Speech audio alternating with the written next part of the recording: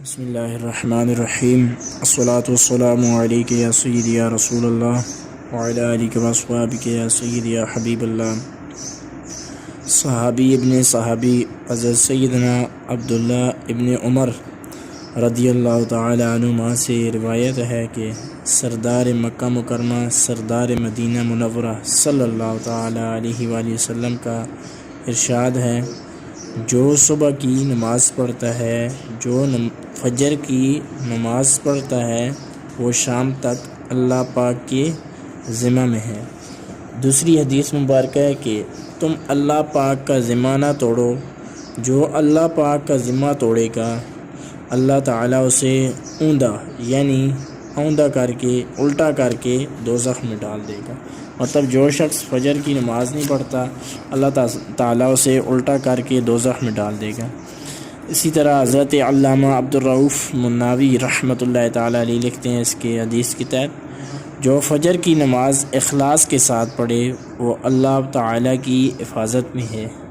اور خاص صبح یعنی فجر کی نماز کا ذکر کرنے میں حکمت یہ ہے، مطلب صبح کی نماز کا ذکر کرنے میں حکمت یہ ہے کہ اس نماز میں محنت زیادہ ہے، اور اس پر پابندی صرف وہی شخص کر سکتا ہے جس کا ایمان خالص ہو، اسی لیے وہ پناہ میں ہے، پناہ کا مستحق ہوتا ہے۔ اور دوسری جگہ لکھتے ہیں کہ اللہ پاک کا ذمہ توڑنے کی سخت وعید ہے، یعنی دھمکی ہے، سزا ہے، اور فجر کی نماز پڑھنے والے شخص کو تکلیف بھی پہنچانے سے ڈر کا بیان ہے۔ مطلب جو بندہ فجر کی نماز جماعت سے پڑھتا ہے تو اس کو تکلیف دینا بھی ڈر کا مقام ہے۔ تو اسی طرح حدیث مبارکہ ہے کہ سرکار مدینہ صلی اللہ علیہ وسلم نے حضرت عثمان بن معذون رضی اللہ تعالیٰ سے فرمایا، جس نے فجر کی نماز جماعت با جماعت پڑھی پھر بیٹھ کر اللہ پاک کا ذکر کرتا رہا، جو شخص فجر کی نماز با جماعت پڑھتا ہے پھر بیٹھ کر اللہ تعالیٰ کا ذکر کرتا ہے یہاں تک کہ سورج نکل آتا ہے، اس کے لیے جنت الفردوس میں 70 درجے ہوں گے، جنت الفردوس میں 70 درجے ہوں گے،